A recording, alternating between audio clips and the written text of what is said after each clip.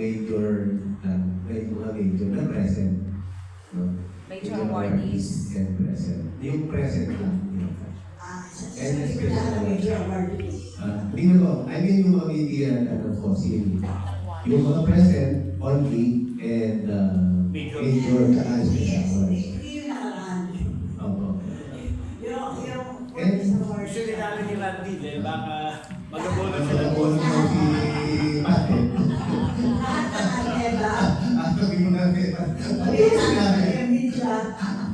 Sabi niya. And covered media. Meron lang yung pack na proposal. Pero raffle eh. May raffle. Sabihin ko sa boss, gawa tayo ng raffle, ako media lang. Ayan. Tsaka Para yung pack. hindi masyadong marami. Na present. Yung media na present sa awards time. Ano? Gawa tayo ng special raffle. Anak ko kung ngayon na at least konti Baka naman. Okay, next question. Okay, good afternoon. Good morning, Gapera Sports Corner PH. I'd like to ask Kombong, alam naman natin, Women in Sports Awards Night, it's made a significant impact talaga, whether elite, whether masters, whether para, at yung mga kabataan na rin, paparangalan din dito sa Women in Sports. In the coming years to come, masasaksiyan natin na mas marami pa mga babaeng atleta mag-showcase ng talent niya when it comes sa kanilang mga sports, lalo na meron din silang matatanggap na award coming from the PSC Women in Sports.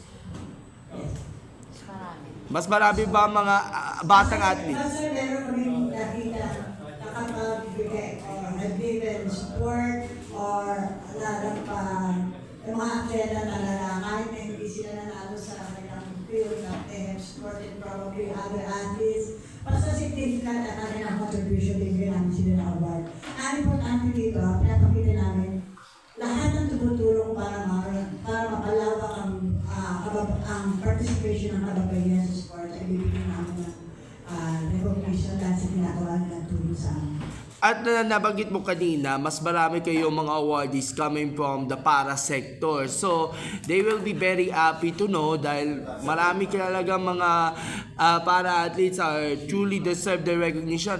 Parang ngayon lang sila nagka-award kasi ilan na mga athletes ang pinangalanan sa iba pa mga sports giving bodies, kahit yung PSA Awards. Pero dito sa Women in Sports, mas marami na. And of course, this goes to show that the PSA is caring for our para-athletes, Kombong. At saka, ito pa rin sa awards namin, bibigyan namin ng kahalagahan. We're giving citations to all those female athletes nanalo ng gold medal sa SEA Games.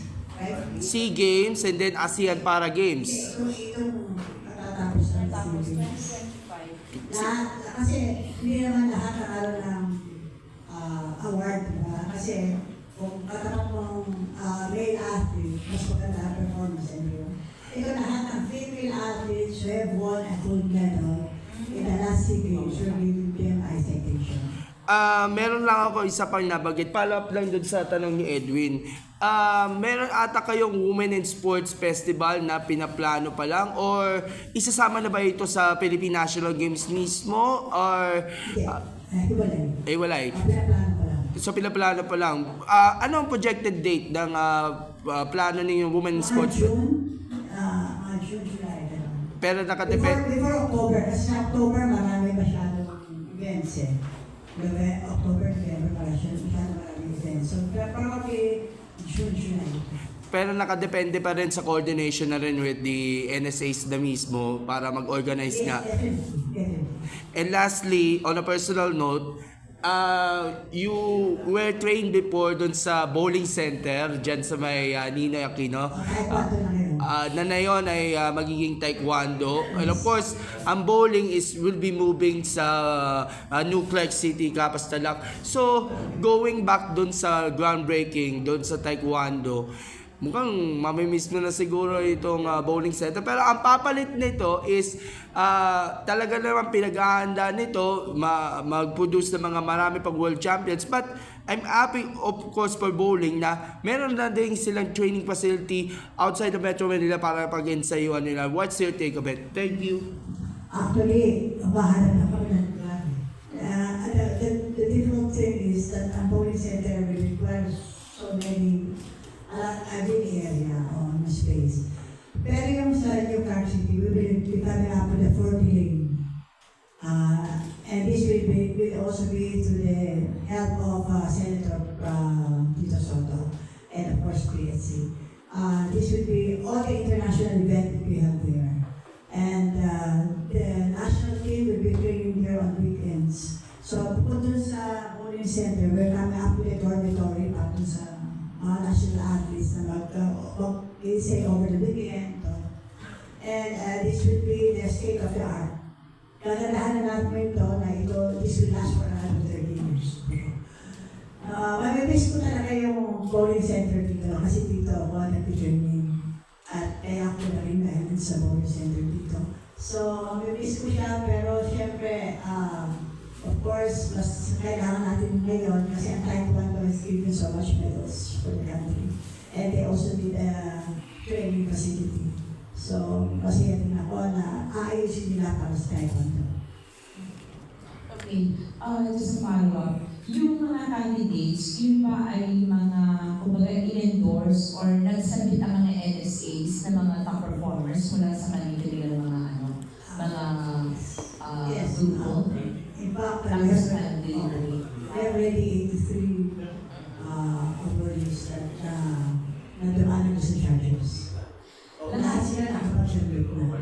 And I think about 75% of them have already confirmed that they are coming to accept the award. Yes. Kaya na this will be a big event. Sana ako lahat kayo ay para mag-witness ito. Sa mga susunod na awards night ng ating PSC for Women, magbibigay ba tayo ng awards sa lalaki? Kahit ito yung Women in Sports Awards, pero yung man, yung lalaki, ay gumawa ng napakalaking kontribusyon para ma-develop ang isang atleta o pagkampiyon ng isang Yes, atleta. definitely. Mhm. Basta related sa women in sports o kaya sa promotion of women in sports. Kahit na hindi siya female, kahit na male siya. Okay, women will yan. Kasi tutug pa rin promotion of women in sports.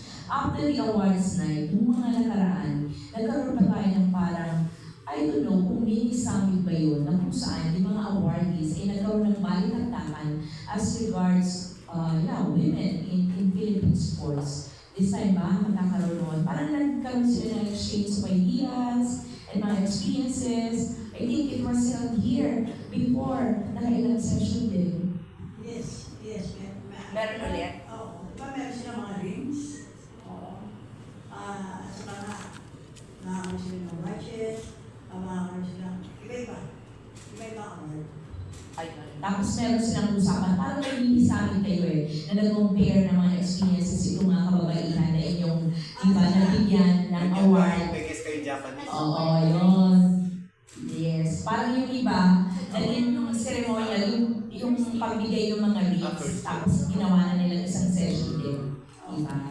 In fact, prepare mga kami na lahat at bigyan ng lahat ng awardees sa isang, let's say, magandang event. Yung awardees lang, lahat sila, para magkasama-sama sila. Okay, after. Separate event. A separate event. Sometime before the end of the year siguro. Diba? Maganda yun para magkasama-sama sila. At siguro makakaroon ng isang event or whatever. Pinag-isip ko pa. Bukod sa awards night o award sa PSC Women in Sports Awards, ano ba yung ibang naiisip mo ng programa na tunay na magbibigay ng gano'n pang attention sa mga kababaihan? Kasi katulad na nasabi ko sa mga programa natin, ang mga kababaihan sa Pilipinas ay masyado namang malaya kumpara sa ibang bayan, di ba? Malaya tayo to get involved into sports, di ba? Kumpara dun sa mga ibang bansa. So, ikaw ba may naiisip pa na kakaiba ba ang klaseng programa para mas lalo pa silang mabigyan ng opportunity o ng chances to be really good in sports na napatunayan na ng karamihan sa mga kababaihan natin? Actually, yung mga managers, yung mga executives, nag-prepare sila ng iba-ibang programa that we're looking to at pinupresent namin at if any of the media, ay meron kayong iniisip na programa para sa mga kababayan, they're also welcome. Because ang women in sports naman is open to all. In fact, mas marami activity, mga araw kami, mas okay sa amin kung pwede kami activity monthly para na magkaroon ng recognition at mga awareness ng women in sports. Hindi lang yung mga atleta, kahit na yung mga bagong atleta, kahit na yung mga grassroots, we're also open to it. As long as it's all female. Akala ko pupunta ka sa malalayong